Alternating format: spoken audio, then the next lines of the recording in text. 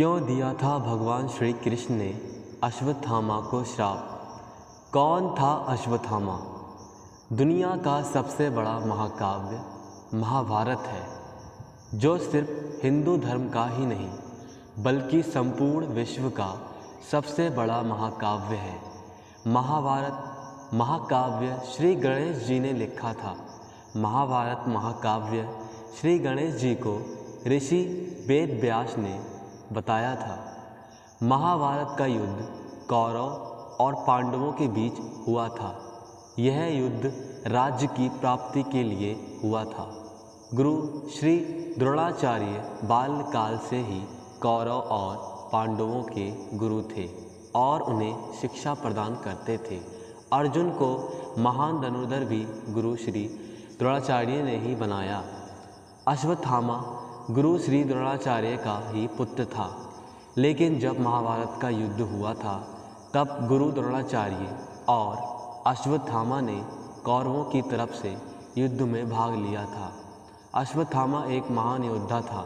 अश्वत्थामा का जन्म महाभारत काल यानी द्वापर युग में हुआ था।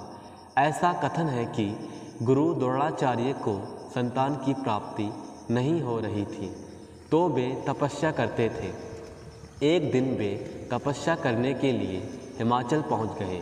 वहां पहुंचकर उन्होंने शिवलिंग की पूजा की। एक दिन शिव जी ने स्वयं प्रकट होकर गुरु द्रोणाचार्य को दर्शन दिया और कहा, हे मुनिवर, आपको एक पुत्र की प्राप्ति होगी जिसके माथे पर एक मणि होगी जो उसे निडर बनाएगी। कुछ दिन बाद गुरु द्रोणाचार्य को पुत्र की प्राप्ति हुई जिसका नाम अश्वत्थामा रखा गया।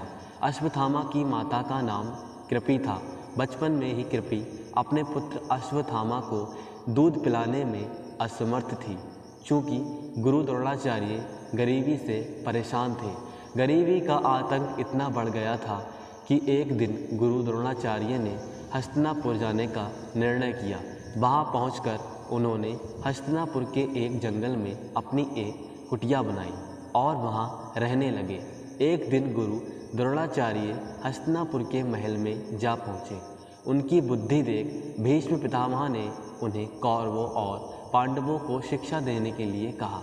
उसके बाद गुरु द्रोणाचार्य कौरवों और पांडवों को शिक्षा देने लगे। साथ ही वे अपने पुत्र अश्वत्थामा को भी शिक्षा देते थे। अश्वत्थामा एक महान धनुर्धर था, यहाँ तक कि अर्जुन से भी अधिक। महाभारत के युद्ध में अश्वत्थामा और गुरु द्रोणाचार्य ने कौरवों का साथ दिया था, क्योंकि गुरु द्रोणाचार्य राज्य के खिलाफ नहीं जा सकते थे, क्योंकि गरीबी में राज्य ने ही उनको आश्रय दिया था।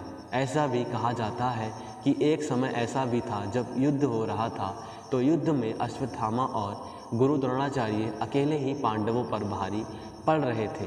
तब भगवान श्री कृष्ण ने गुरु द्रोणाचार्य को मारने की एक योजना बनाई।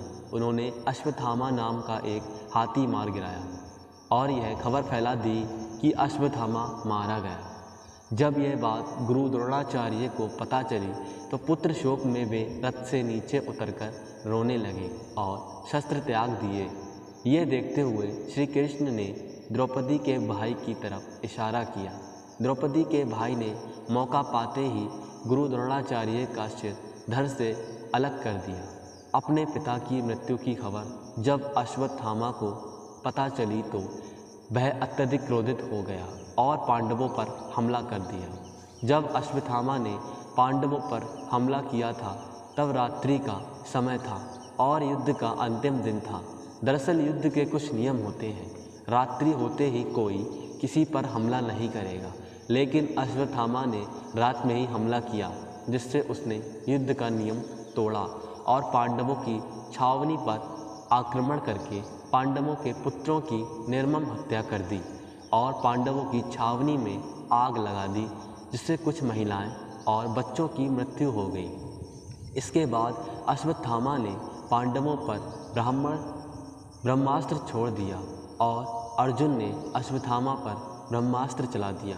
जब यह बात ऋषि व्यास और नारद जी को पता चली तो उन्होंने उन्हें ऐसा करने से रोका और कहा कि ऐसा करने से संपूर्ण सृष्टि नष्ट हो जाएगी।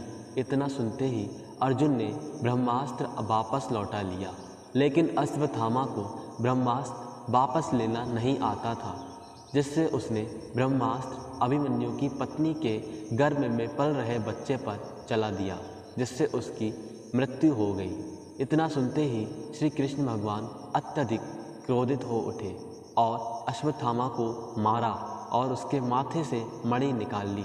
मणि निकल जाने से वह दर्द से रोने लगा और तड़पने लगा। यह देख श्री कृष्ण ने उससे कहा कि तुझे मृत्यु से भय नहीं लगता। तूने सभी निर्दोष लोगों की हत्या की है, तूने उन्हें अकाल मृत्यु दी है। मैं तेरी मृत्यु ही छीन लेता हूँ।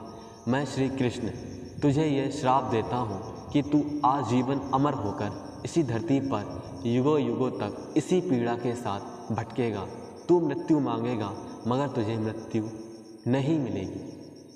श्राप पाकर वह राजस्थान के जंगलों की तरफ चला गया और तब से यह अश्वत्थामा आज भी इसी धरती पर भटक रहा है।